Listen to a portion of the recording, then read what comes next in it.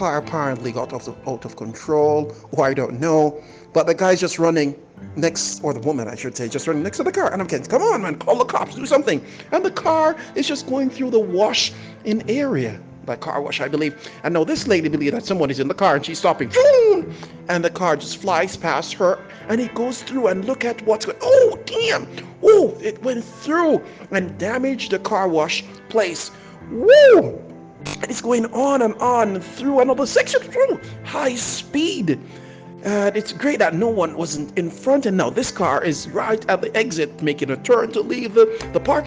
And out of the corner, look what happens. The car flies through and goes in the corner of the park. And now that's what I call a quick stop.